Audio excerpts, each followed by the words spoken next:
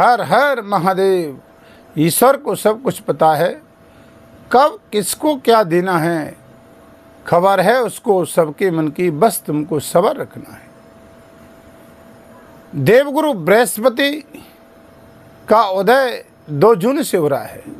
अब देखिए ये मिथुन राशि वाले जातकों को क्या लाभ देने जा रहे हैं और जीवन में बहुत बड़ा परिवर्तन होने वाला है, क्योंकि अब तक ये देवगुरु बृहस्पति अस्तगस्त अवस्था में चल रहे थे। तो अस्त अवस्था में हमें बहुत लंबे समय से लाभ की गतिविधियां हैं दिखाई नहीं दे रही थी। चाहे हम अपने कर्म क्षेत्र में बहुत मेहनत करने के बाद भी हमें लाभ नहीं मिल रहा था।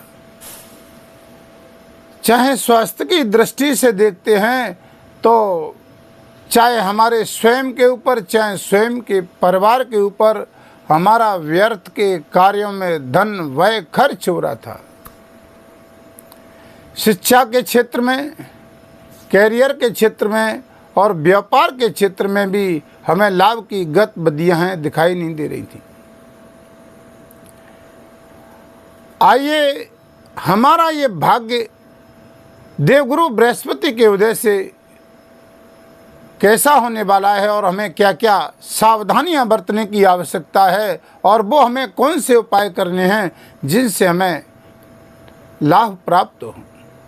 आइए इन सब विषयों पर चर्चा करते हैं। ये केवल आपकी जन्म कुंडली यानी चंद्र कुंडली के आधार पर, आपकी लगन के आधार पर ये फलादेश है। ये केवल फलादेश मिथुन राशि वाले जातकों के लिए है।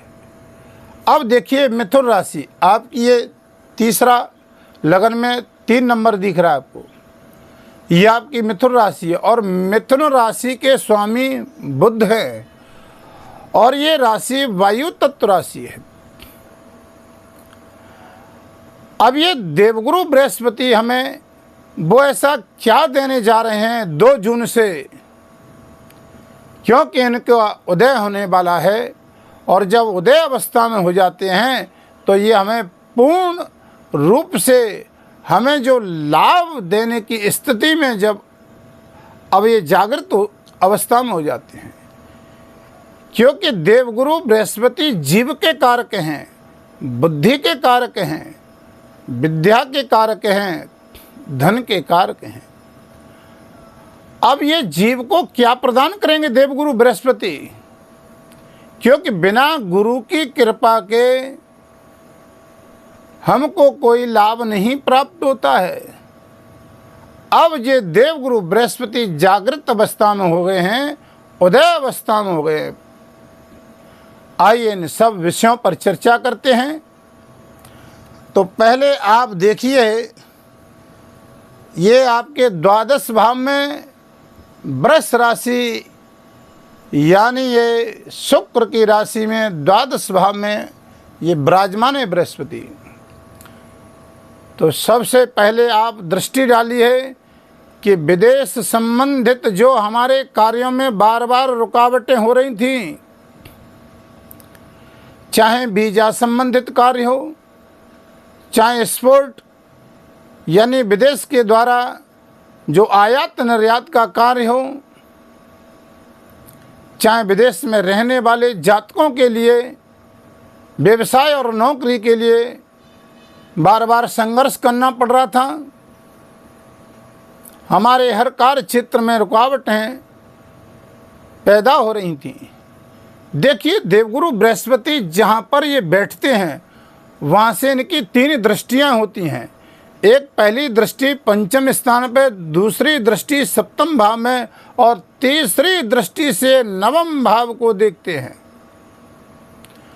अब जहाँ पर ये बैठते हैं वहाँ पर ये देवगुरु बृहस्पति पूर्ण दृष्टि से देखते हैं और वहाँ पर ये बैठते हैं तो आपको वहीं पर ये व्यक्ति को लाभ भी प्रदान करते हैं, क्योंकि देव ग्रहों में ये बृहस्पति एक देवगुरु ऐसे ग्रह हैं जो कि हमें हानि की जगह लाभ ही प्रदान करते हैं।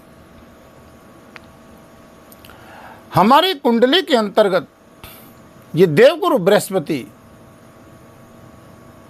शुभ अवस्था में विराजमान हों, क्योंकि इनकी विश्वोत्तरी महादशा 16 वर्ष की चलती है और ये अपने 16 वर्ष के जीवन के कार्यकाल में व्यक्ति को बहुत बड़ा कुछ प्रदान करके जाते हैं, अगर ये शुभ अवस्था में बैठे हो अपनी में विश्वोत्तरी में।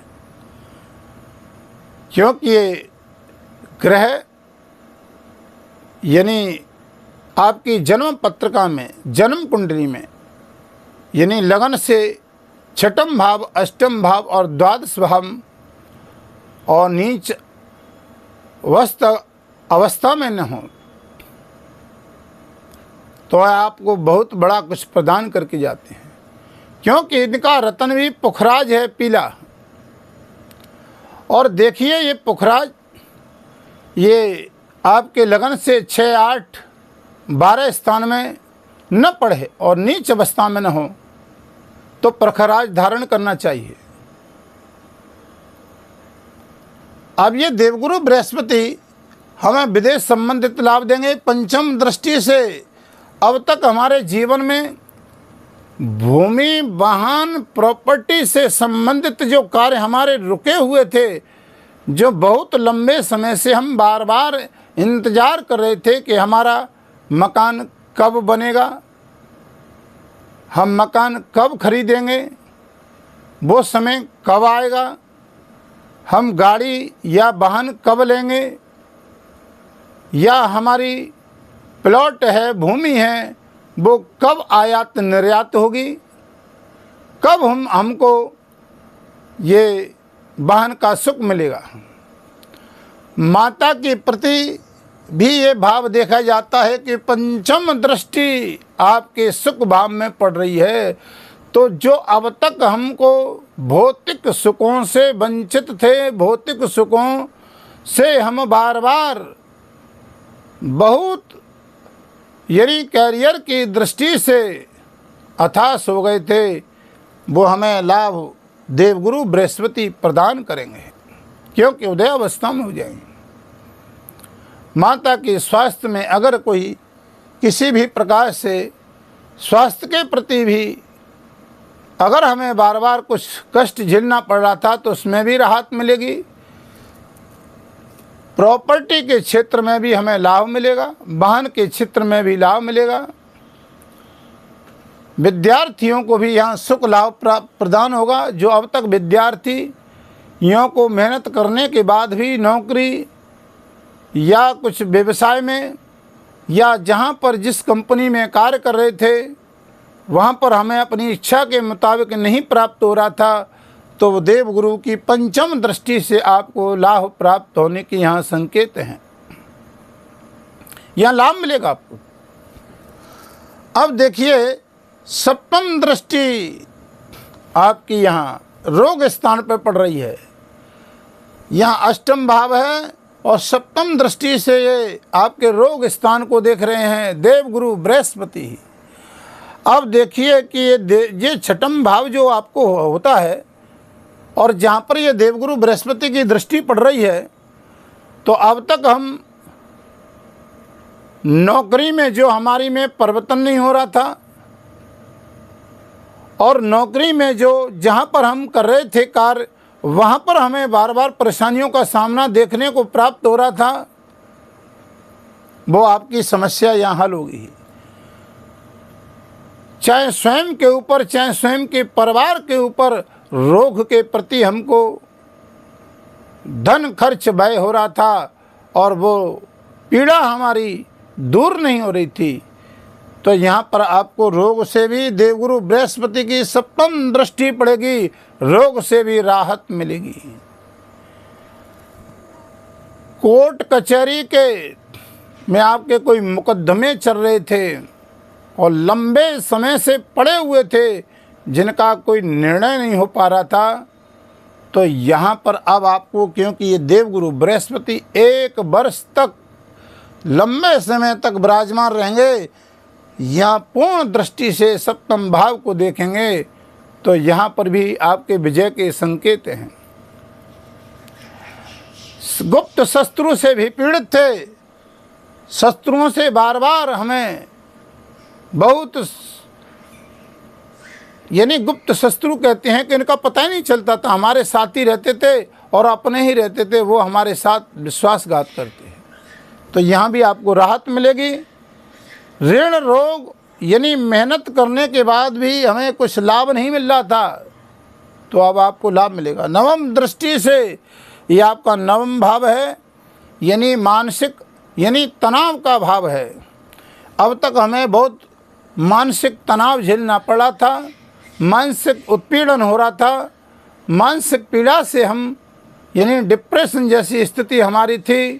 तो यहाँ पर भी आपको लाभ मिलेगा, क्योंकि यहाँ देवगुरु बृहस्पति नवम दृष्टि से आपके अष्टम भाव को देखेंगे। तनाव की स्थिति से आपको निजात मिलेगी।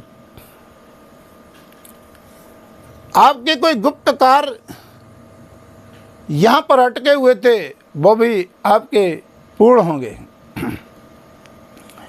क्योंकि भगवान देवगुरु बृहस्पति नवम दृष्टि से, यानी ये भाग्य का स्थान होता है और भाग्य पर देवगुरु बृहस्पति का पूरा रोल होता है और पूरा फोकस होता है। यानी अब तक हम अपनी मेहनत बहुत कर रहे थे और मेहनत करने के बाद भी हमें कर्म का फल नहीं मिल रहा था, क्योंकि भाग्य हमारा साथ नहीं दे रहा था। तो यहाँ पर देवगुरु बृहस्पति अपना पूरा रोल दिखाएंगे और आपके भाग्य में मेहनत करोगे, भाग्य में जागृति होगी और कर्म का फल भी प्रदान होगा, आपको लाभ मिलेगा। क्योंकि आपके भाग्य शनिदेव महाराज यहाँ पर विराजमान हैं और कैरियर दृष्टि से देखिए, हमारे कैरियर में रुकावटें हो रही थी, यहाँ राहु विराजमान है और आपके सुख भाव में केतु विराजमान है, क्योंकि ये हमारी कुंडली का अब तक बहुत बड़ा गणित बिगड़ रहा था। हमारे कार्यों में बहुत बार बार रुकावटें हो रही थी। हमें लाभ मिलेगा। देवगुरु बृहस्पति का 2 जून को उदय अवस्था में हो रहे हैं, तो मिथुन राशि वाले जातकों को बहुत लाभ मिलेगा। आप अपनी कुंडली में देखिए, हमने बताया था कि बृहस्पति लगन से 6, 8, 12 स्थान यहाँ पर अगर पड़े हों तो हमें, यानी घर का दोष लगता है, कारक होकर के भी अकारक हमें फल नहीं देते हैं। कुंडली का विश्लेषण जरूर करवाएं। अगर आप अपनी कुंडली का विश्लेषण हमसे करवाते हैं तो वीडियो के माध्यम से नंबर चल रहे हैं, व्हाट्सएप पर आप भेज सकते हैं। आपकी कुंडली का परामर्श होगा। वीडियो को यहीं विराम देते हैं, अगली वीडियो आपके समक्ष फिर लेकर के आएंगे। देखिए, तब तक के लिए हर हर महादेव।